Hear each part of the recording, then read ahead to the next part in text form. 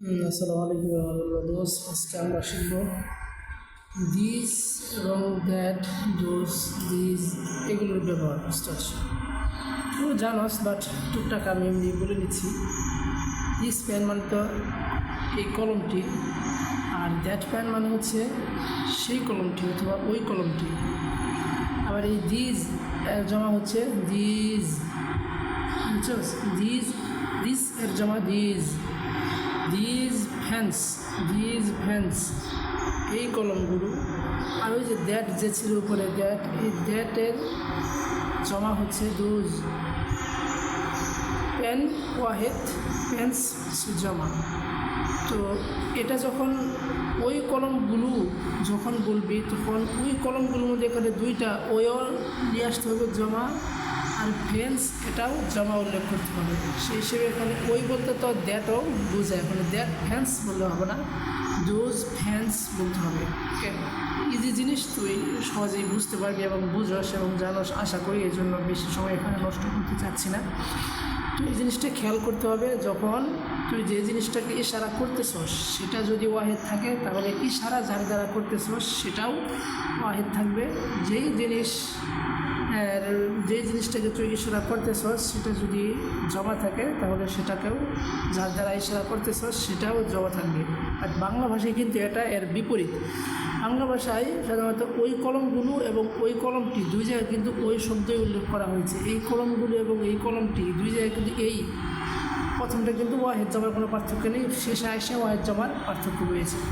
ঠিক যেমন আরবিতেও এই পার্থক্যগুলো হয়ে থাকে, ইংলিশের নেই। ঠিক আছে, আশা করি বুঝতে পারবি আরবির প্রতি লক্ষ্য রাখলেই। এটা গেল। তারপরে দিস ইজ ফ্যান, এটা তো পরিপূর্ণ জুমলা, এটা তো পরিপূর্ণ জুমলা না, এটা পরিপূর্ণ জুমলা। This is fan. একটা জিনিস খেয়াল করবি যে ইংরেজি ভাষায় জুমলা ইসমিয়া নাই, বুঝছস? ইংরেজি ভাষায় যত জুমলা আছে সবগুলো জুমলা হচ্ছে জুমলায় ফেলিয়া। তো জুমলায় ফেলিয়া বলতে এখানে ইজ যে শব্দটা আছে এটা কিন্তু একটা ভার্ব। হ্যাঁ, এই ভার্বের শাব্দিক অর্থ হচ্ছে হওয়া। সেই হিসেবে দিস ইজ আ ফ্যান মানে হচ্ছে এটি হয় একটি কলম। বাট আমাদের বাংলা ভাষার সাথে হয় টাইপের জিনিস ব্যবহার হয় না, বিদায় এই টাইপের কোনো হয়ের তর্জমা করা হয় না। সেই হিসেবে সরাসরি যখন তুই দিস ইজ ফ্যান এর তর্জমা করবি তখন এটা অর্থ হবে এটি একটি কলম। সো দ্যাট ইজ ফ্যান মানে হচ্ছে ওই একটি কলম। দিজ আর ফ্যান্স এইগুলো হয় একটি, যাই হোক। কারণ দিজ আর ফ্যান্স বলা হয়েছে, দোজ আর ফ্যান্স বলা হয়েছে, এখানে ইজ বলা হয়েছে। এই জিনিসটা তো জানোস যে ইংরেজি ভাষায় ওয়াহেদ আছে এবং জমা আছে, আরবি ভাষায় ওয়াহেদ, তাসনিয়া, জমা সবই আছে। হ্যাঁ, তো এখানে ওয়াহেদ হচ্ছে ইজ হয়, এই ভার্বটার ওয়াহেদ হচ্ছে ইজ আর এর জমা হচ্ছে আর। সেই হিসেবে যখন দিজ ফ্যান্স ওই কলমগুলো তুই যদি বলতে চাও যে ওইগুলো হলো কলম, তাহলে তোর এখানে ইজ যে ভার্বটা আছে এই ভার্ব, আলু ভার্ব, এই ভার্বটাকে তখন আর হিসেবে তোকে উল্লেখ করতে হবে কখন, যখন জমা থাকবে। সো দিস ইসমে ইশারা এবং মুশারুন ইলাহি এই দুইটার মাঝে এই দুইটা যে কোনো একটা যদি জমা হয় তাহলে মাঝখানে যে ইজার হবে সেটা হবে আর জমা। আর যদি মুশারুন ইলাহি অথবা ইসমে ইশারা এগুলো যদি ওয়াহেদ হয় তাহলে মাঝখানে যে ইজ আর এগুলো হবে ওয়াহেদ। সোজা কথা, এগুলো হয়তো বুঝবি, আমি একটু কঠিন করে বললাম, বাট তুই একটু সহজ করে বুঝে নিস। ঠিক আছে ইনশাল্লাহ, এই আর কি। এটা তো এমনি বুঝবি।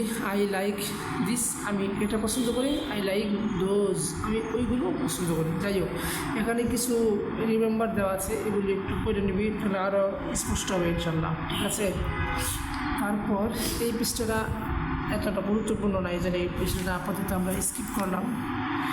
তারপর এগুলো তো সব প্র্যাকটিস, এখান থেকে প্র্যাকটিস করবি, নিজে নিজে আরও বাক্য বানায় টানে প্র্যাকটিস করবি। ঠিক আছে, আর এটা আপাতত রাখই, কিছুক্ষণ পরে বলতেছস। এখন তোর আজকের করা হচ্ছে এখান থেকে কিছু ওয়ার্ড মেমোরাইজ করা।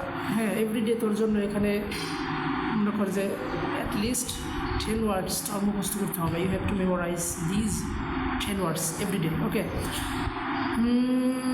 1 থেকে 10 পর্যন্ত মুখস্থ করতে পারোস, বাট প্রাথমিক অবস্থায় কিছু ইজি অর্থ এখানে থাকার কথা। এই জন্য তুই এতটুকু, টোটাল এতটুকু, অর্থাৎ ফ্রম ড্রিম টু স্টপ, হ্যাঁ, ইচ অ্যান্ড এভরি ওয়ার্ড তুই মুখস্থ করবি। ওকে, এতটুকু তুই মুখস্থ করার সম্ভব এই ওয়ার্ডগুলো।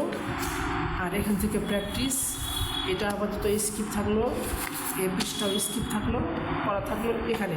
সো তোর পড়া হচ্ছে পেছনের পড়া সব এটা, আর এই অর্ধেক পাটের এই হাফ পাটের ওয়ার্ডগুলো, ঠিক আছে ইনশাল্লাহ।